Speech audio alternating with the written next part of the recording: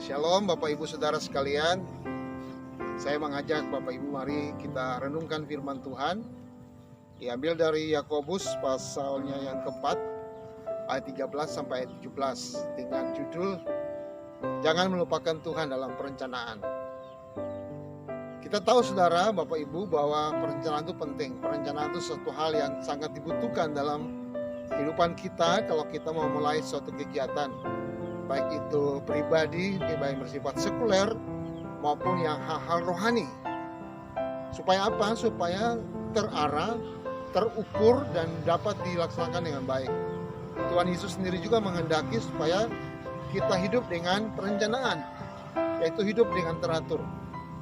Tetapi perhatikan di ayat 13, firman Tuhan berkata, Yakobus pasal 4, jadi sekarang hai kamu yang berkata, hari ini atau besok kami berangkat ke kota Anu, dan di sana kami akan tinggal setahun dan berdagang serta mendapat untung. Ayat ini mengajar kepada kita bahwa orang ini dia melakukan segala sesuatu dengan merasakan pengalamannya, apa yang sudah dilakukan sebelumnya, bukan berdasarkan perencanaan yang baik.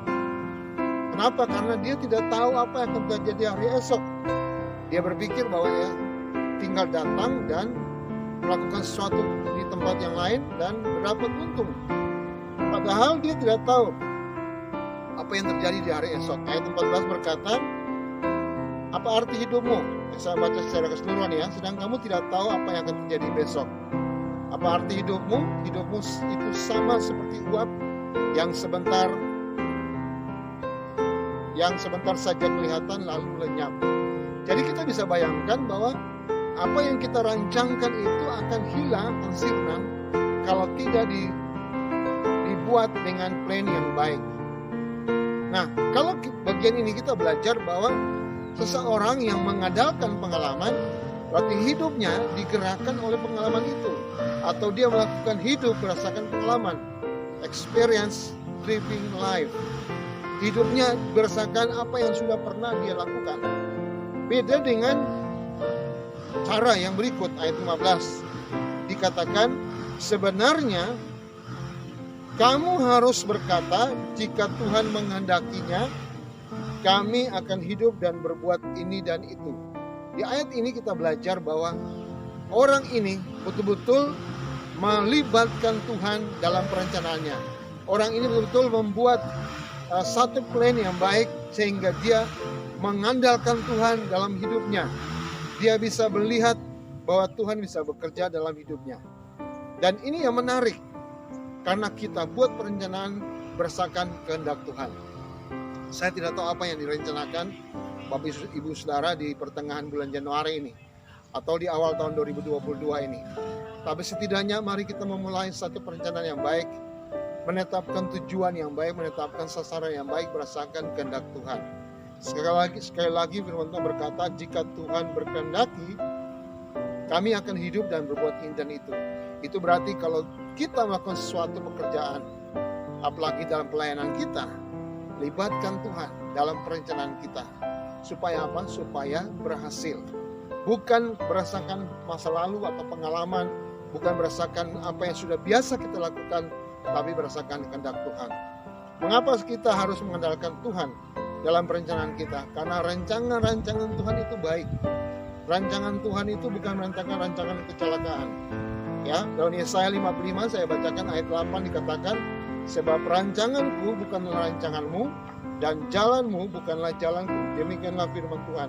Itu berarti rancangan Tuhan itu lebih baik. Rancangan Tuhan jauh lebih baik daripada rancangan kita. Dan rancangan Tuhan itu bukan mendatangkan kecelakaan. Rancangan Tuhan itu justru mendatangkan damai sejahtera. Ya, Yeremia 29:11 bagian terakhir. Rancangan Tuhan adalah damai sejahtera dan bukan rancangan kecelakaan, untuk memberikan apa?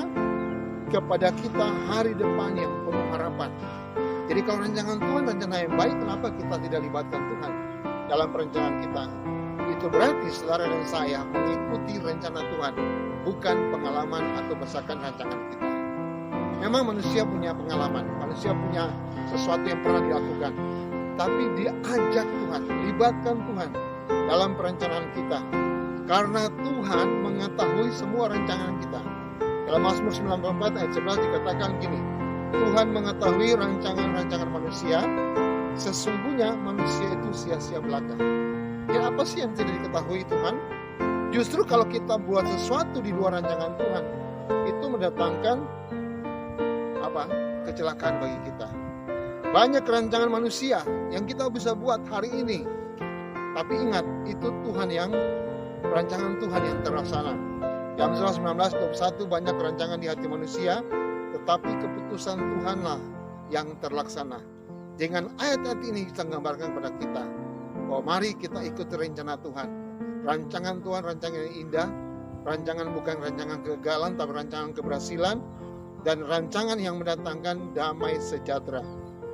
Itulah sebabnya Bapak Ibu Saudara, mumpung belum terlambat, mari kita settingkan rancangan kita, tetapkan tujuan, goal setting, berdasarkan yang smart, yang pintar, yang berdasarkan spesifik, dapat diukur, realisasi, ada waktu time-nya, sehingga rancangan-rancangan kita bisa menghasilkan sesuatu yang baik. Mari kita belajar seperti firman Tuhan katakan, bahwa kalau kita libatkan Tuhan, itu akan mendatangkan damai sejahtera. Jangan mencongkakkan diri seperti ayat 19 berkata. Jangan kita membanggakan diri atau kita banggakan diri, tapi belajarlah untuk libatkan Tuhan. Kita sudah tahu yang baik, libatkan Tuhan, dan kita akan berhasil. Haleluya. Amin.